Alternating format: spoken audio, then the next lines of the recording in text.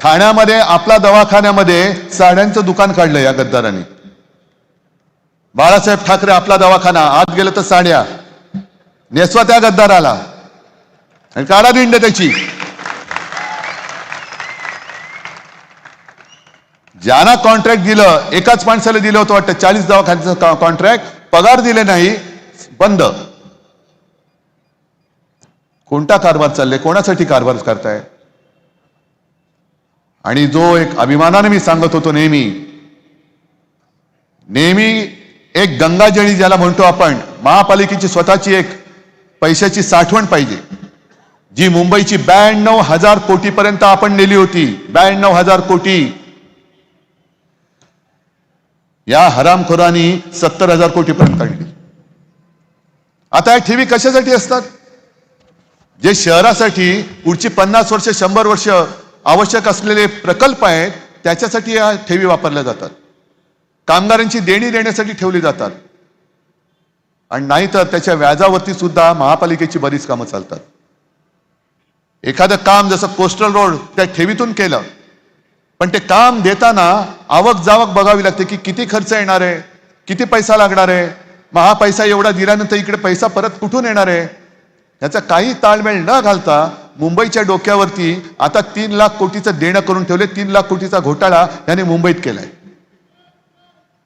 ठाण्याची तर तिजोरी मला वाटतं चाटून पोचून, म्हणजे जे फडणवीस सांगतात ना, ठेवी काय चाटायचे असतात का? अहो, इकडे ठाण्यातल्या तुमच्या गद्दार साथीदाराने ठेवी तर सोडा, तिजोरी पण चाटून पुसून टाकली असेल. निवडणूक झाल्यानंतर, आपली सत्ता आल्यानंतर कळेल तिजोरीमध्ये काही शिल्लक ठेवले की नाही. नव्या मुंबईची तिजोरी त्यांनी खाली केलेली आहे, ठाण्याची तिजोरी खाली केली. आणि काही महिन्यांपूर्वी तुम्हाला आठवत असेल, नरेंद्र मोदी मुंबईत आले होते आणि त्यांनी भाषण केलं होतं, बैंक में पैसा रख कर विकास नहीं होता है जी. मग एफडीची जी संकल्पना आहे ही मोडीत का नाही काढत?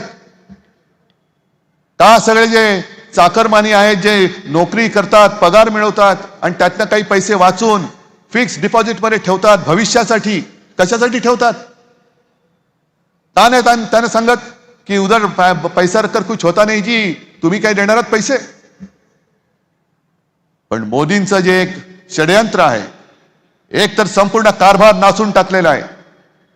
देश संपूर्णपणे अदानीच्या हातामध्ये द्यायचा, महापालिका पूर्णपणे भिकारी करून टाकायच्या.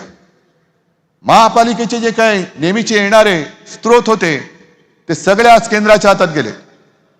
मुंबई, ठाणे, महाराष्ट्रातले सगळे उद्योग हे गुजरातला नेलेले आहेत. आणि मग मुंबई महापालिका भिकारी करायची, ठाणा भिकारी करायची, नवी मुंबई भिकारी करायची.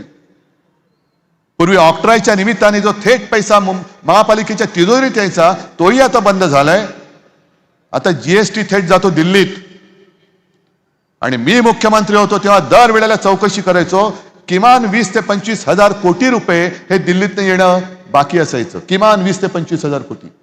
मग प्रत्येक वेळेला आम्हाला त्यांना सांगावं लागायचं की अहो, आमच्या हक्काचे पैसे आम्हाला द्या. मग ते पैसे तिकडनं आल्यानंतर महापालिकेला पैसे द्यायचे. मग महापालिका ही नागरिकांच्या सेवा सुविधांसाठी ते पैसे वापरणार. याचा अर्थ स्पष्ट आहे की महापालिकांच्या तिजोऱ्या खणून काढायच्या, खणून. पूर्वी छत्रपती शिवाजी महाराजांनी स्वराज्यासाठी सुरत लुटली होती. आता हे 2 सुरतवाले छत्रपतींचा महाराष्ट्र लुटतायत. जेवढा इंग्रजांनी आपल्याला लुटलं नव्हतं तेवढे भाजपवाले आपल्याला लुटतायत. आणि मग पूर्ण यंत्रणा मारून टाकल्यानंतर रोज उठून सगळ्या महापालिका, सगळी राज्य ही मोदींच्या दाराशी भिकेचा कटोरा घेऊन उभी राहिली पाहिजेत. आणि ते देतील तेवढे तुकडे घेऊन जायचं, वरती आवाज नाही करायचा. हे असं आपल्याला आयुष्य पाहिजे?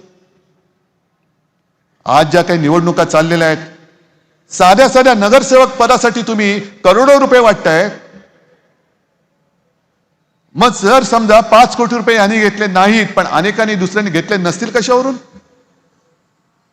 आणि पूर्ण राज्यभर आज 29 महापालिका आहेत. असा कोटी एक एक कोटी, किती कोटींचा पाडा म्हणायचा तुम्ही म्हणा.